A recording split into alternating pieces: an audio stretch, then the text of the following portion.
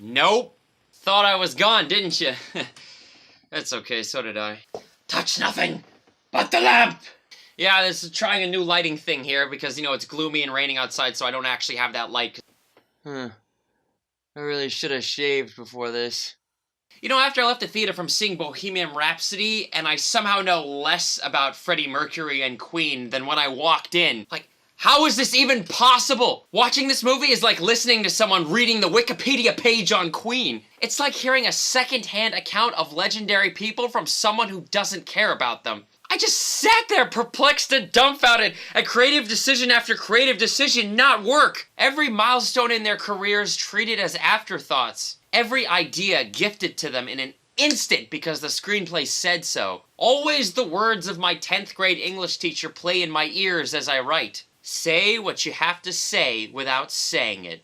This is a lesson the makers of Bohemian Rhapsody never bothered to learn. Are we not allowed to grow with our characters from their humble beginnings anymore? Is there no more build-up to major events for us to understand how and why they got there, and to appreciate that event even more? A biopic that dives into the fame without the struggle. And worse still, has the characters speak about their glories more than we get to experience them, is no biopic you want to see. I don't want to see. Why see this movie? Why not just watch highlights of Mercury and Queen's career on YouTube? You'd get more seeing them there than this film will ever give you. It's no wonder that Sacha Baron Cohen left this production years ago. He was originally cast as Freddie Mercury and disagreed with the direction the filmmakers wanted to go. The part did eventually get to Rami Malek, with Bryan Singer slated to direct. It was a passion project for Singer, and in December of last year he was fired from it. His erratic on-set behavior and clashing with Rami were just too much. Not to mention that Singer has decades-long sexual assault claims against him. Most of the movie had been shot by the time of his departure, and he was replaced by Dexter Fletcher. Whoever the fuck that is. That wasn't mean or anything. I don't know who the fuck you are. I'm sorry. It's alright. You don't know who I am. I'm a nobody. So it's cool. It's cool. But I didn't make Bohemian Rhapsody. But I'm making Bohemian Rhapsody review. Maybe this review will be as bad as the movie. Yeah, let's go with that.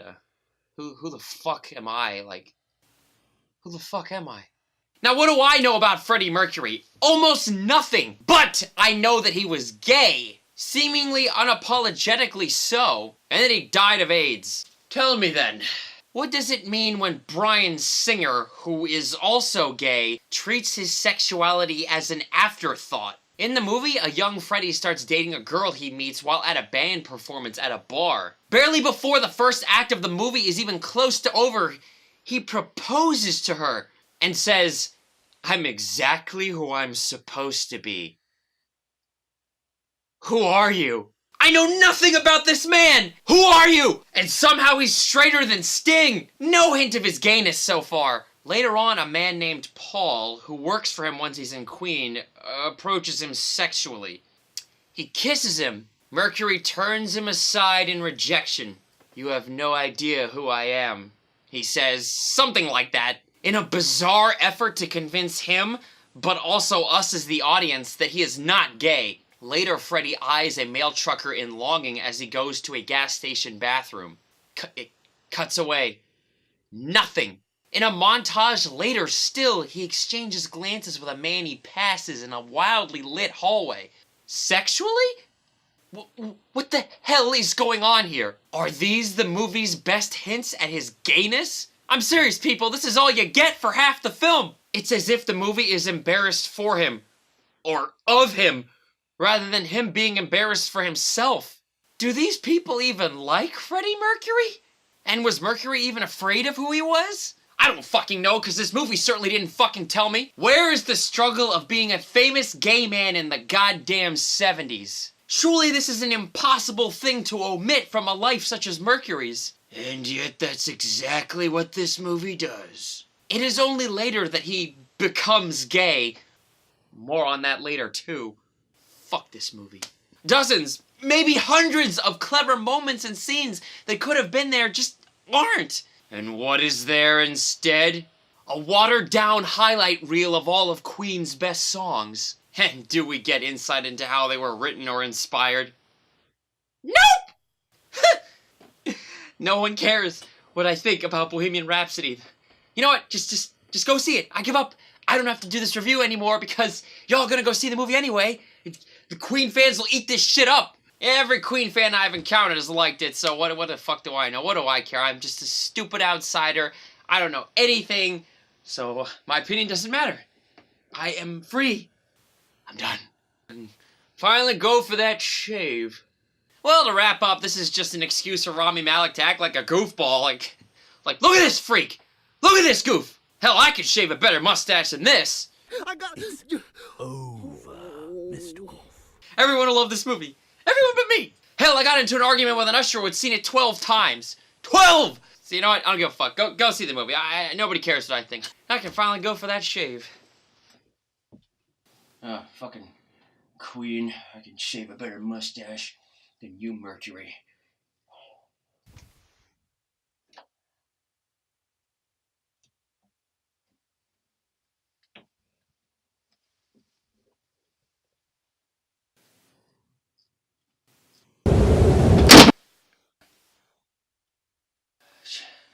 Jesus, Mike, scared the shit out of me. What do you want? Finish the review, pussy. I'm not finishing that fucking review, man. Nobody wants to hear what I have to fucking think about fucking Queen. This movie, it needs to be shit on. By you. Look, man, talking to me in the Lords of Baltimore was one thing, but this is something else. I can't do this. This movie sucks. Nobody cares what I think about Bohemian Rhapsody. You're not getting out of this without some violence. That's it. Done. No review. You got it? None! End of story. Look, I just want to finish my fucking shave so I can look better than Freddie Mercury, and that's it. I don't want to talk about this movie ever again. You got it? So that's it, Mike. Review's over. You ain't getting it. It's done. Done.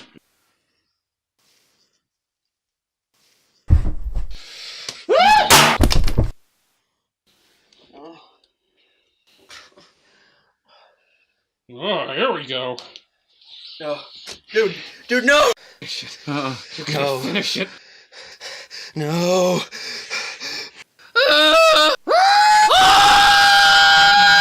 That band performance I mentioned in the bar is done by Brian, played by Gwilym Lee, and Roger, played by Ben Hardy, and a third guy who's their lead singer. The dude dips, saying he's done performing at such poor venues. Freddie comes in and suggests he become their lead. He sings for a few seconds with them before walking away. What did I learn in this scene? One's studying to be an astrophysicist, or was it astrologist? The other is a dentist. Freddie has 4 extra incisors. His bigger mouth gives him bigger range, he explains. Now all 3 are friends. Why? Because the movie said so. There's no rhyme or reason for any of this. They form Queen out of nowhere. They play at gigs until they have to sell their van to make their first album. Soon, a famous record company hears them and wants to sign them. Out of nowhere. Freddie changes his legal name to Freddie Mercury. Where does he do this? Off screen. When do we find out about it? At a dinner with his family and bandmates. Why Mercury? I still don't know. Did I mention Freddie Mercury's real name is Farrokh Balsara? I hope I didn't butcher that. Like this movie butchered him. And he was of Indian descent? Did you know that that was his real name? I didn't! Freddie's embarrassed of his heritage, as the movie wants you to believe. But also, creepily, I think the movie is embarrassed of it. I don't fucking understand! Freddie's relationship with his family, especially his father, seems strained. We learn about this early on in a scene that's really quick, not really given any time to develop, and the editing of this whole damn picture is just so fucking offensive. Violent, radical cuts all over the damn place for the majority of the runtime. My only guess is that the doomed production left an abundance of coverage shots. And with a directionless screenplay, the editors panicked. This movie's average shot length might rival Armageddon. Cut fast and hard, boys. That'll trick everyone into thinking they're watching a good movie. So many edits. So many stupid cuts. Let the fucking camera show the actors act. They're good. Most of them. but the breakneck pace of the movie doesn't allow you to enjoy them. One of the worst scenes comes after one of Queen's big performances. Shut up. It's alright, alright. Stop. Get the fuck. Get out of my office. No. Ah! Unfucking believable, dude. Why? How does she know that the camera is rolling? Never harasses me this much when it's off. How do you fucking know it's recording? Answer me! It's just unbelievable. It's unbelievable. You're unbelievable, Zara. You know that, right? I can't believe I'm fucking talking to my cat. One of the worst scenes comes after one of Queen's big performances. Freddie watches the coverage afterwards on TV with his wife, Mary, the girl from the bar. Remember, he's still straight. He describes the event like a newscaster would, and not someone who's starstruck by his fans. Notes on the screenplay must have read, have Rami read out loud historical facts of Freddie's life. Trash. Like, what is this shit? Can you imagine if I read out facts of my life? Like, there we go. Like, I'm acting now, alright? Seb screens it. Started by a nobody named Sebastian, alright?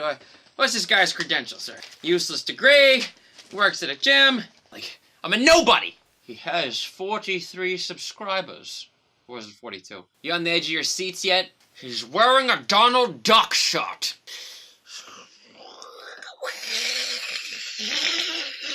No wonder I'm single. The worst part comes next. Freddie reveals to me. Hey, get out of there! Get the fuck out! You're chewing the fucking camp pieces. Are you kidding me?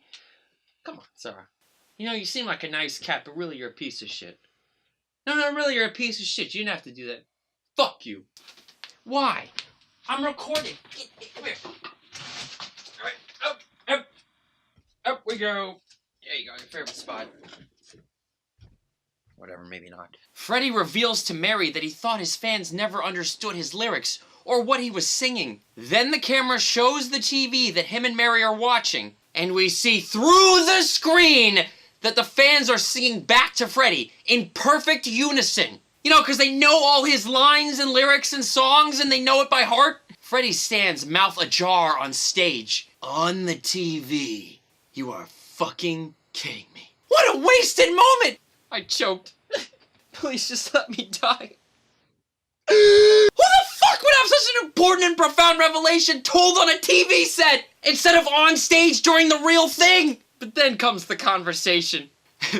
Then comes Freddie saying to Mary, I think I'm bisexual. I hate this fucking scene! Mary retreats to the window in tears. You're gay, Freddie. She corrects him. Blow my fucking brains out.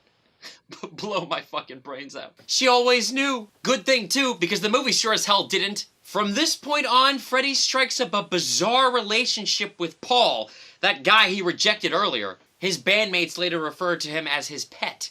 Later on, he almost hooks up with a random guy he meets named Jim Hutton.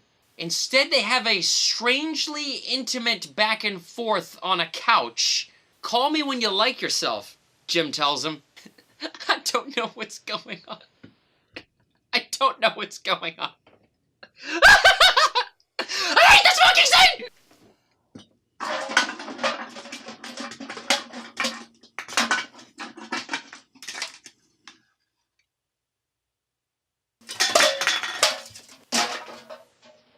Do you get it though? Freddie's gay now! Because the script said he had to be at this point. Instead of smartly weaving it into his life because it no doubt fueled his music and lifestyle. But no! Let's shun all that to have glamorous concert scenes that tell us nothing about the people inside them. Brian, Roger, and Freddie became Queen just like that! John Deacon joins as bassist just like that! Freddie is gay just like that! And oh, they fight and are no longer friends! But wait, they're still family. Oh, but wait, they're not anymore! Freddie keeps Mary in his life. He wants to go back to being straight. I think? But doesn't! He's gay again! The band breaks up, but doesn't! Brian and Roger start heavily disliking Freddie out of nowhere! A time skip. Freddie's hair changes. They don't speak to each other anymore. Another time skip. Reunion! I fucking hate this shit. And poor Rami Malek. His performance is not as good as you've heard. I still like him and think he's a talented guy. At some moments, yes, he is great and delivers some fantastic lines and moments here and there. But it is a dim light of hope in a thankless role. The movie drags him under with it. Mostly he is given lines that describe Freddy, rather than things he would actually say. The writers probably thought this would make him sound epic, but instead it comes across as phony and forced. Rami, I'm afraid, did not become Freddie Mercury. He looks the role, and I believed him when he performs. But you know, this movie is 2 hours and 15 minutes long, and most of the time I just sighed in disappointment with the things they gave him to say. It is not Rami's fault. I repeat, not his fault that it turned out this way. He is one of the film's only saving graces. The script and the editors destroyed any chance this had of being a performance we talk about and remember. I feel terrible for him, but it's the truth. Rami deserved a better movie. And you know, just about all the actors here are good. There really wasn't any cringe-worthy people that ruined anything. Aside from that convo with Mary. And I liked the actress that played Mary. It's just that conversation was trash. It's just all these scenes are afterthoughts. And so much of just telling us things that we don't get to see. And the contrived writing of the songs. Take a look at the scene where Freddie, Brian, and Roger argue. In the background, John Deacon starts playing the first few notes of Another One Bites the Dust. He just came up with it. That's it! They turn and listen. The song materializes from there. Or look at when Brian comes up with We Will Rock You. He just does. I want a song the audience can perform, he says. Or whatever. And they start stamping their feet. What's the lyric? Freddie asks. Cuts to them performing it. Might have worked if we had seen the other song's inspiration, or at least creatively how the band worked to incorporate and splice many genres. Instead, Freddie tells all this to an executive in person. This is all poor explanations and writing for the characters to speak out loud instead of cinematically showing us. Don't tell me you're incorporating opera, fucking show me! This is why I actually like the scene where they're recording Bohemian Rhapsody, because it shows them actually making music together. So this nonsensical exposition bullshit, reading historical fucking facts of these people, fuck that shit. Show me what they were like. Don't fucking tell me. I'm not reading a goddamn book. I'm seeing a goddamn movie. I'm in the fucking theater. The cinematic audiovisual experience. And it's just what, like, squandering. There's also a very funny and great edit involving a chicken that our audience really responded to. Holy shit! Some original creativity here! And I liked seeing Freddie scream at Roger to go higher for Galileo. Galileo! Galileo! Higher! Galileo! Galileo! But that's really all we get. And my god, Bohemian Rhapsody was just about the worst title they could have named this picture. Like, why? Why? It's a song name, not a movie title! Why not just call it Queen, or Mercury, or literally anything fucking else? It's a horrible decision, indicative of this entire production. You know, something I used to do a lot was bite my nails. It's a habit I've kicked over the years, but once in a very blue moon I'll succumb to it. It usually happens when I'm bored, or nervous, or both. I chewed them all off by the end of Bohemian Rhapsody. And the last time I did that was during the Green Inferno, and I was drunk. This movie should never have been made. Not in the way it was made. To waste the talents of these actors, and especially Rami Malek, who could have turned out a legendary performance. A movie about Queen and Freddie Mercury could have and should have changed everything in these times. Instead, we are left with what could have been. On the surface, this movie appears innocuous, because it is crafted in a way to trick everyday people into thinking they've seen a good movie. It's not the worst movie of the year, but it is a staggering disappointment. There are times when Rami has it, and the movie has a semblance of heart, but they are heavily overshadowed by all else. I did like how the opening of the movie shows Freddie alone as he approaches the stage for the Live Aid performance. And the camera's behind him, so it looks like he's just alone walking to the stage. But then at the end, we see that same sequence, and it's revealed that Brian, Roger, and John Deacon are with him. So then the camera is, like, in front of them, you know, coming backwards as they walk forward, and you see that Freddie wasn't alone, actually, all this time. I guess that was the movie trying to say that he had help along the way, and it wasn't just... Queen wasn't just Mercury. It was, like, all of them. I thought that was cool. And the Live Aid performance at the end is good, but really we're grasping at straws at this point. All I'm left with is emptiness and questions. The wrong kind of questions. Why did Freddy keep Mary in his life that way? Why does the movie show him bringing Jim Hutton to meet his family long after he learns he has AIDS?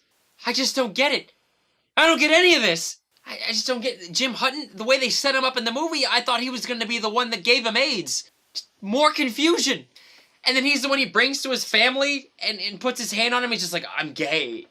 This is how he tells his parents of his sexuality. Mom, Dad, I'm gay.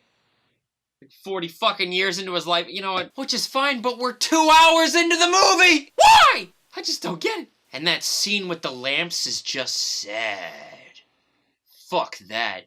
Hey, Mary, you there? Mary. Garbage. And why was there no noticeable scene with Queen interacting with famous people of the day? They're all listed as epic attendees of the Live Aid concert at the end. Sadly, in yet another scene where historical events are read off. But never used as more. Couldn't they have squeezed in Freddy's funny encounter with Sid Vicious?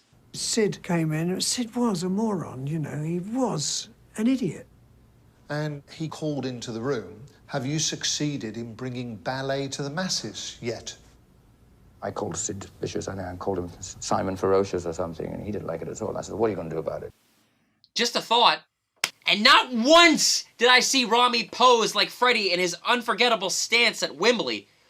Bullshit! I thought this was supposed to be one of the most iconic photos of all time. An idiot like me, an uncultured fool, knows that picture. I thought that everybody knew that picture. You know the one where he's like doing this?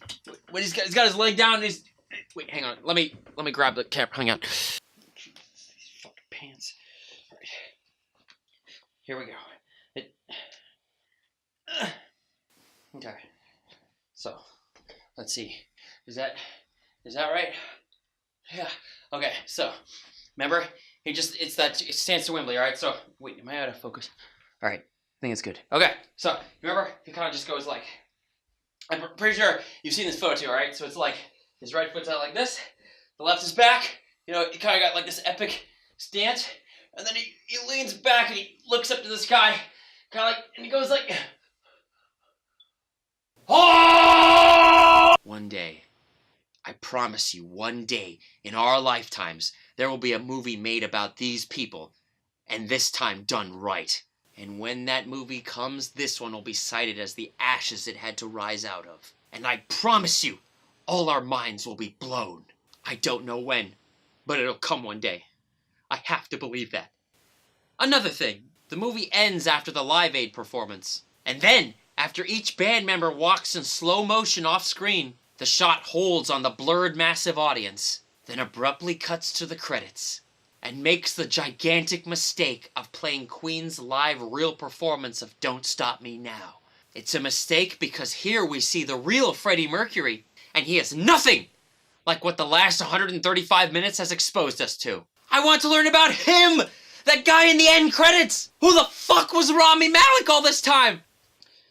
Not Freddie Mercury.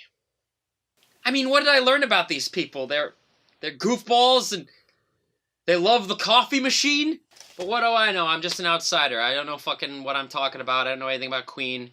I just knew that photo of that stance at Wembley, and apparently wasn't even in the movie at all, because the movie, you know, ends at like 1985 or whatever the fuck, and that Wembley performance was later on. But I think that's a mistake to not show this moment whatsoever, or the Sid Vicious encounter, or there's like hundreds of these things, maybe thousands, about this band, about these people, about this time. And there's so much they could have done, but they didn't.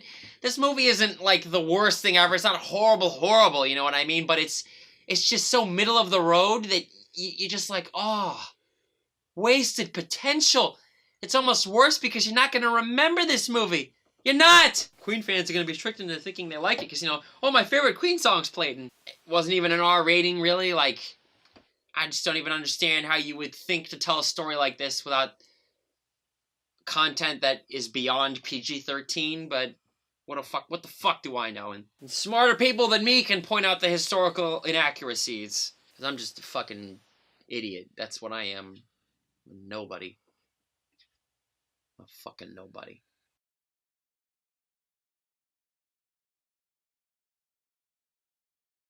Alright. You good? I look like the fucking Cookie Monster. Of course you do. There's no way to There's conceal that blue. fucking bag. Phone. Okay, no, say I'm gonna do the review. Fine, I'll do the review. Wait. No. Look, just look in the sink. In the sink. Get your head in the sink. Down. And then. Okay, now spit and say fine. Okay. Right, you Yeah, recording? go. Okay. Fine. I'll do the review. Do it again. Action. Just go. Shut up. Say action. Say action.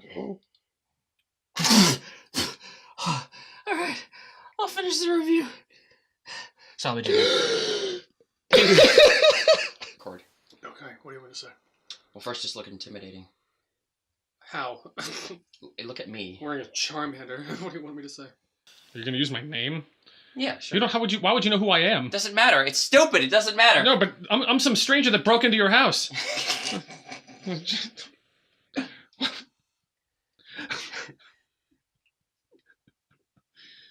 No, you're not. You're Mike. Okay. You're just gonna kill me. You're trying to get me to get the review back. So talk with me. So you're recording this, right? So I'm someone that likes your channel and wants you to keep going? Yes, you're gonna say... Despite the fact that I hate what you're saying? Exactly. Well, no. Yeah. Yeah. What? So just do what I fucking tell you. All right. Literally. Yeah, I'm gonna give you a Mercury shave. No, I'm gonna give you a Queen shave. That's what you're gonna say. All right, come here. The Queen shave sounds like it's very homophobic. Yeah, well, this movie's fucking homophobic, so... It is kind of homophobic. So hold That's what it- you should say while I'm approaching you with that. A Freddie Mercury biopic that's homophobic. you can't make it up, man. You just can't. Queen stash.